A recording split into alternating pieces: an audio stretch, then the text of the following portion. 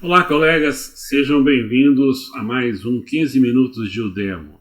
Nesta edição, nós vamos falar um pouco sobre essa famosa resolução SEDUC 61 de 2020 sobre a volta às aulas.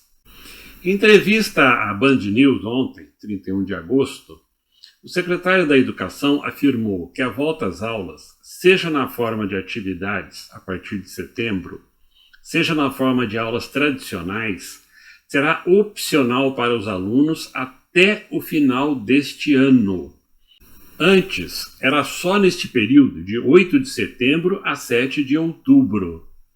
Disse ainda que o processo pedagógico, para compensar o período da pandemia, vai se estender até o final de 2022. Vamos repetir. Vai se estender até o final de 2022.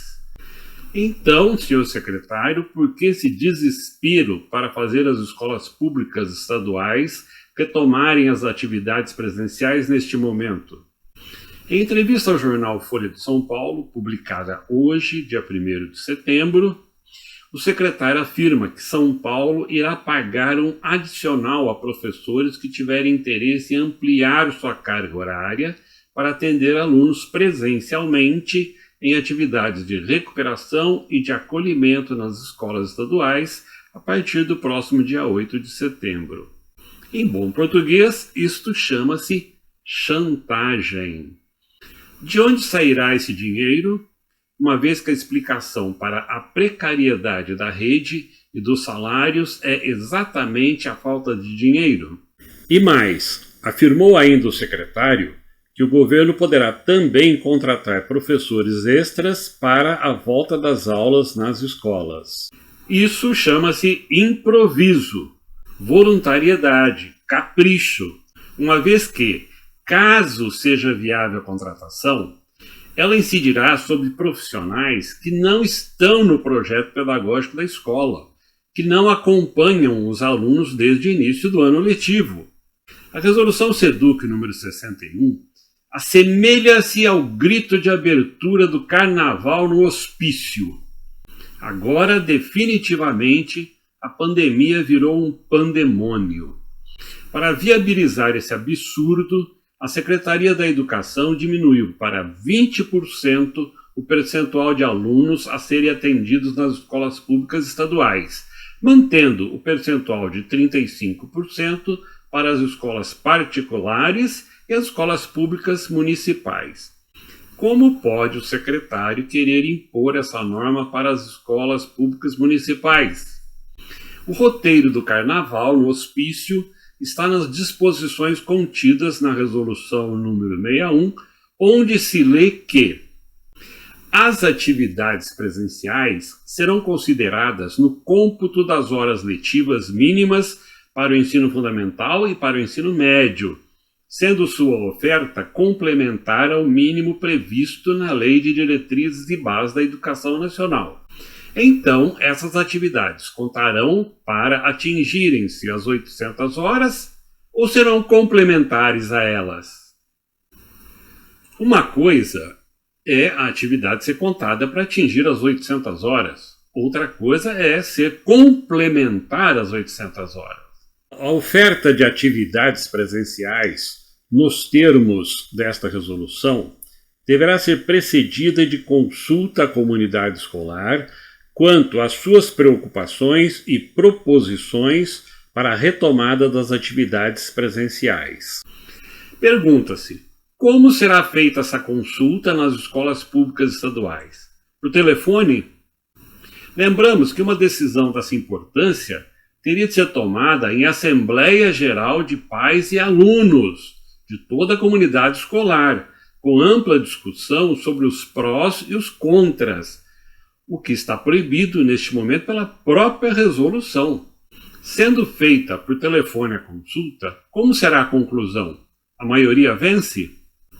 Já sabemos que os dirigentes regionais foram orientados a fazer as escolas funcionarem de qualquer forma, mesmo que seja com um só aluno e professor.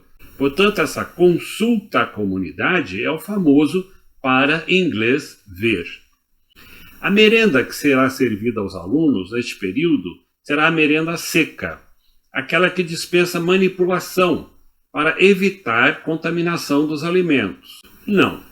Não é para evitar contaminação dos alimentos, não.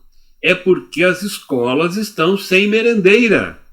E esta merenda seca não é nada nutritiva. O aluno que estiver no grupo de risco não poderá participar dessas atividades presenciais. E isso não é discriminação? Uma atitude condenada na Constituição Federal? Então, os alunos considerados sadios vão para a escola. Os não sadios ficam em casa. Mas a escola não é para todos? Educação não é um direito público subjetivo, universal e um dever do Estado? Os profissionais que se encontrem no grupo de risco, conforme normativa vigente da Secretaria de Saúde do Estado de São Paulo, poderão participar das atividades presenciais mediante assinatura de termo de responsabilidade a ser disponibilizado na Secretaria Escolar Digital.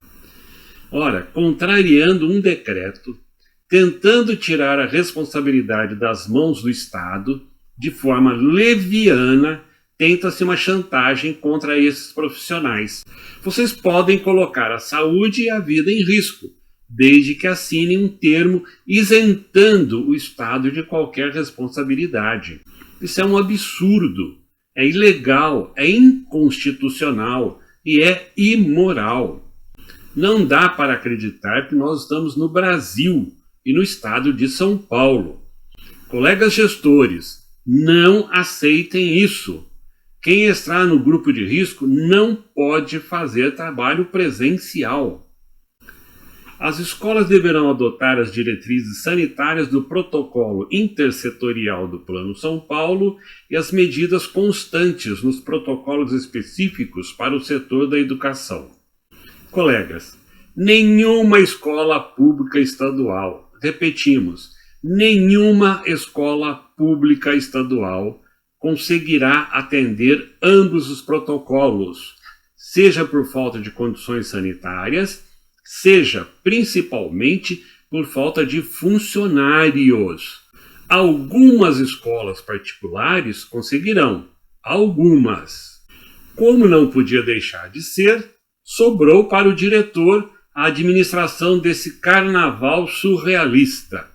Compete ao gestor escolar, com base em levantamento prévio sobre a quantidade de alunos a serem atendidos, organizar a convocação do pessoal necessário às atividades programadas, observando as medidas sanitárias destinadas a minimizar os riscos da atividade profissional, especialmente em relação aos pertencentes ao grupo de risco, que devem trabalhar de forma remota. Começando pelo final, o diretor vai convocar os pertencentes ao grupo de risco, que devem trabalhar de forma remota. Convocar para trabalhar de forma remota não é o que já vem acontecendo? O diretor deve também observar as medidas sanitárias destinadas a minimizar os riscos da atividade profissional. Só há uma saída para atender essa determinação, colegas: não convocar ninguém. Aliás, há muitas escolas cujos diretores estão no grupo de risco e que não contam com vice-diretor e nem com o BOI. Reafirmando que essa resolução é um absurdo, uma aberração, voltaremos ao assunto na próxima edição, com dados e esclarecimentos a respeito da ação judicial que vamos impetrar contra ela. Esta é a grande diferença entre a UDEMO e a SEDUC. A UDEMO pauta-se pelo argumento técnico-científico. Não dá para retomar as aulas presenciais? Não retoma. Não fica com saídas improvisadas, irracionais e inviáveis.